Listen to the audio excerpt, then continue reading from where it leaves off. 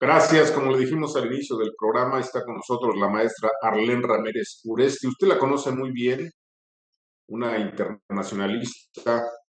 Maestra Ramírez Uresti, Muchas bienvenida. gracias, Ricardo. Como siempre, un gusto platicar contigo.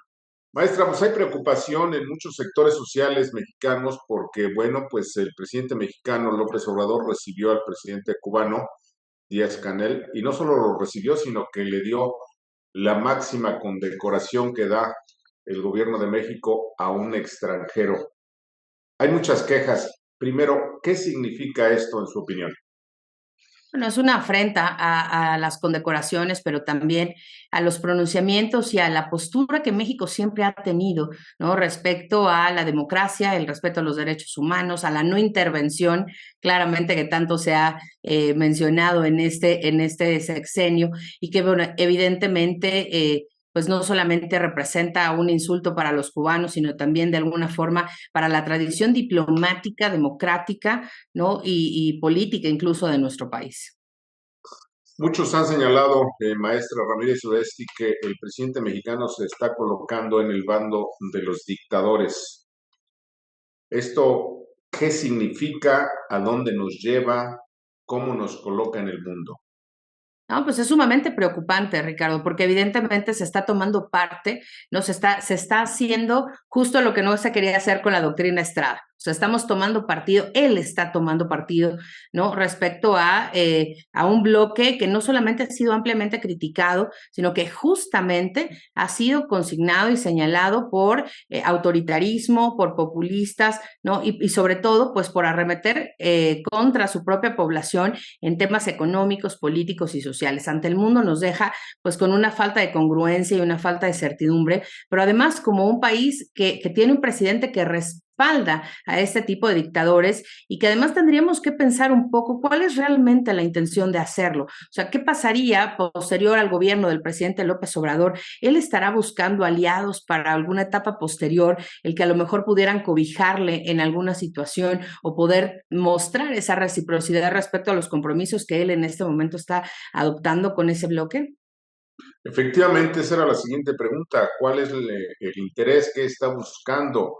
¿Estará buscando el respaldo si es que, por ejemplo, se intenta un golpe de Estado? Es la pregunta. ¿Cuál es su opinión?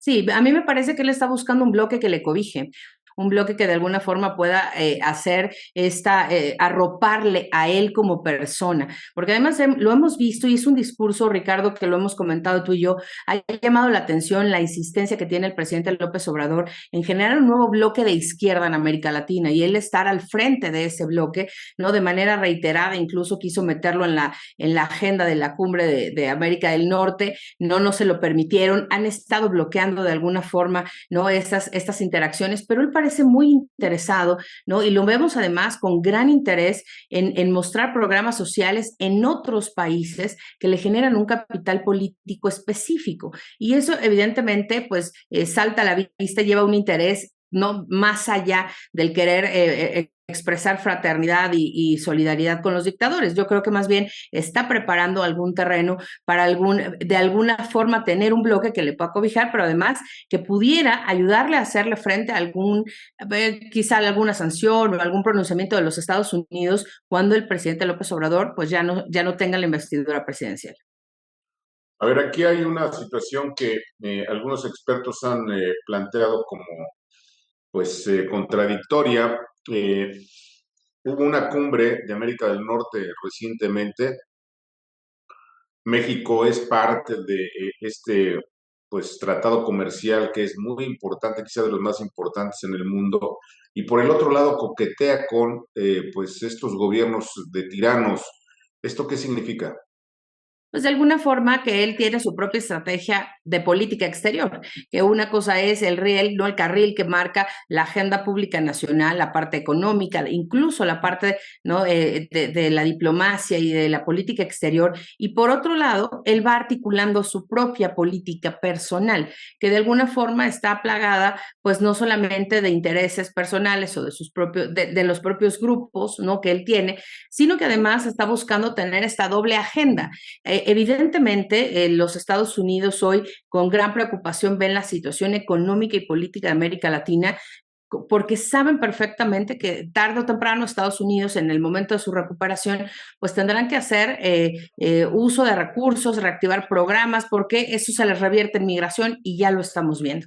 Y el presidente López Obrador, pues únicamente ha estado abonando hacia esta retórica, insisto, muy populista, demagógica hacia la izquierda, pensando en que los Estados Unidos son responsables de todas las catástrofes que ocurren en otros países. Y la realidad es que hay que decirlo claramente, la pobreza que enfrenta Cuba el día de hoy, la gran tragedia humanitaria que ocurre en Cuba hoy, es resultado del castrismo, es resultado justamente, ¿no?, del populismo, de las dictaduras, de una economía pésimamente llevada, porque si nos vamos a otras latitudes, pues ahí está Vietnam, que también tuvo un bloqueo económico de los Estados Unidos, también es comunista, y hoy pues es sumamente superior en temas de manufactura y desarrollo económico. ¿Tendremos una crisis por esta razón con Estados Unidos, con el gobierno de Estados Unidos? Yo creo que sí, sobre todo en esta transición que enfrentan los Estados Unidos. Joe Biden en este momento está enfocado en rescatar lo último que queda de su periodo presidencial, está buscando el respaldo para una segunda candidatura que se ve cada vez más lejana, pero si pensamos en que puede llegar, hay una gran posibilidad de que llegue el trumpismo nuevamente a la Casa Blanca, con o sin Donald Trump. Pero si eso ocurre, entonces México va a tener en esa misma transición política que hacer muchos reajustes. El daño que se ha hecho a la política exterior de México es muy importante, sobre todo porque se han establecido compromisos, Ricardo, que no necesariamente se van a poder mantener fuera del obradorato, o sea, fuera del periodo presidencial que termina en 2024. México sigue teniendo esos compromisos, más los compromisos que ya teníamos. Entonces, a México le espera, por supuesto, una turbulencia importante en política exterior. Y si a eso le aunamos que desde la Cancillería no hay un orden, ¿no?, respecto a los manuales, a los protocolos, a los procesos que existen. Justamente esta condecoración, por ejemplo, tendríamos que preguntarnos, en realidad, ¿se llevó a cabo el proceso que dicta la ley de protocolo, pero también la ley de reconocimientos y premios en México, ¿no?, que requieren un comité y que requieren además que el secretario de Relaciones Exteriores hubiera recibido en la Cancillería al jefe de Estado y en un marco completamente diferente. Esto se convierte en un acto político, como todo lo que ha hecho el presidente López Obrador en materia de política exterior. Si nos permite, maestra, volvemos en un momento, se nos terminó el tiempo. No se vaya, tenemos más.